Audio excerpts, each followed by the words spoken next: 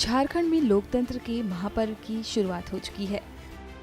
पहले चरण के तहत 43 सीटों पर वोटिंग जारी है, जबकि दूसरे चरण में 38 सीटों के लिए 20 नवंबर को वोट डाली जाएंगी।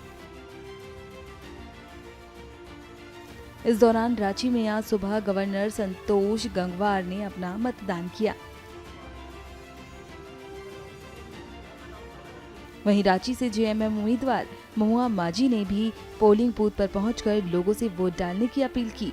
साथ ही बीजेपी सरकार पर साधा निशाना।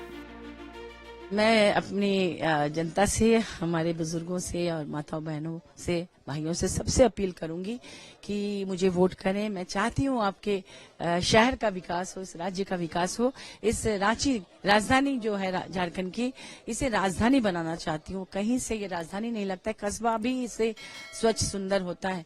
तो हमें एक मौका दीजिए। मैं एक साहित्यकार हूं, संस्कृति कर्मी भी हूं, पॉलिटिशियन भी हूं और अलग अलग क्षेत्र में काम करने का अनुभव रहा है।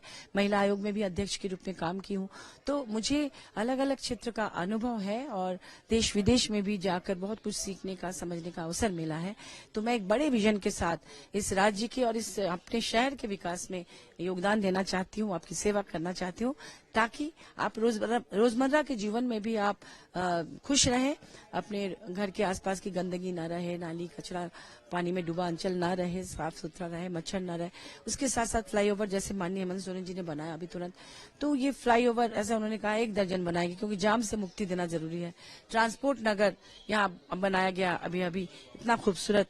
तो उसी तरह से यहाँ medical college, engineering college, MBA college, तरह तरह के यूनिवर्सिटीज, साहित्य एकेडमी, ललित कला एकेडमी, संगीत नाट्य एकेडमी, फिल्म सिटी, इन सबको डेवलप करना है। अगर बीजेपी कहती है वो सबसे ईमानदार पार्टी है, तो फिर उनके पास इतने करोड़ों के पैसे कहाँ से आते हैं कि उन्होंने इतना बड़ा ऑफिस सेटअप है, इतने स्टाफ उनके लिए सोशल मीडिया में भी काम कर रहे हैं, चुनाव प्रचार में इतने स्टार प्रचारक, उनके हेलीकॉप्टर का खर्च, हवाई जहाज का खर्च, उनके बड़े 5 स्टार होटल में रहने का खर्च, आने जाने का खर्च, कार्यक्रम का खर्च कहाँ से आ रहा है, ये भी बड़ा जांच का विषय है।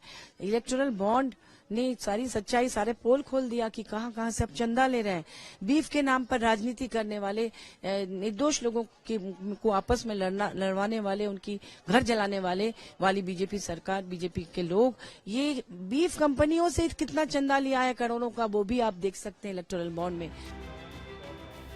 इस दौरान रांची में अपना वोट डालने आए बीजेपी नेता और रक्षा राज्य मंत्री संजय सेठ ने बताया कि यहाँ की जनता अब भ्रष्टाचार से उब चुकी है। झारखंड की जनता इन 5 सालों में त्रस्त हो गई है, उब चुकी है, भ्रष्टाचार से उब चुकी है। कहते हैं ना, ब्लॉक में बिना पैसे कोई काम नहीं होता है, थाने में कोई पैसा लिए काम नहीं होता, ब्लॉक बिकते हैं, थाना बिकता है। और आप कह लो भ्रष्टाचार का ये आलम कि लोग त्राहिमाम कर रहे हैं। झारखंड के अंदर ट्रांसफार्मर एक बहुत मामूली चीज है भाई।